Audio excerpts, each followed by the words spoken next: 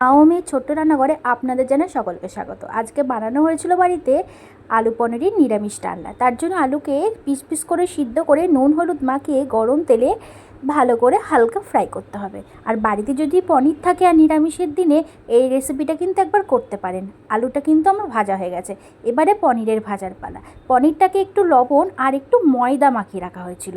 পনিরটাও দেখুন হালকা করে ভেজে তুলে রাখবেন। আপনারা চাইলে পনিরটাকে না আর একটু হালকা ভাজতে পারেন। আর পনিরে আমরা একটু দিয়েছিলাম রুল ময়দা, যেটা দিলে কিন্তু পনির ভাজাটা খুব ভালো হয়। এবারে ওই তেলে আর একটু তেল গরম করে তেজপাতা, শুকনো লঙ্কা আর গোটা জিরে দেওয়া হয়েছিল।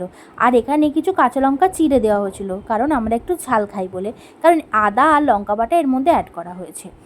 আদার মধ্যে লঙ্কা বাটাটা একটু কম ছিল, তাই লঙ্কা চিড়াটা দেওয়া হয়েছিল। এরপরে অল্প হলুদ গুঁড়ো আর তারপরে জিরে ধনে গুঁড়ো দিয়ে একটু নাড়াচাড়া করতে হবে। তারপরে এখানে অ্যাড করা হয়েছে কাশ্মীরি রেড চিলি পাউডার। তারপরে একটু জল দেওয়া হলো যাতে মশলাটা তলায় লেগে না যায়। এরপরে স্বাদ মতন একটু চিনিটা আপনারা দিলে দেবেন, আমরা একটু তরকারিতে চিনি দিই।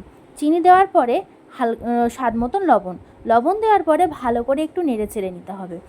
নেড়ে চেড়ে নেওয়ার পরে যখন দেখবেন যে একটু কষানোটা ভালো হয়ে গেছে, তেলটা হালকা একটু ছেড়ে এসেছে, তখন এর মধ্যে অ্যাড করতে হবে গরম মশলা। গরম মশলাটা কিন্তু এই কষানোর সময় দিলে স্বাদটা আরও দ্বিগুণ বেড়ে যায়, শেষে দিলে একটু গন্ধটা থেকে যায়। এরপর আবার একটু জল দিয়ে নেড়ে চেড়ে নিয়ে দেখবেন যে পুরো ভালো করে যখন কষানো হয়ে গেছে, তেলটাও ভালোভাবে ছেড়ে এসেছে, তখন আপনারা যতটুকু ঝোল খাবেন সেই প্রয়োজন অনুযায়ী কিন্তু জল দেবেন।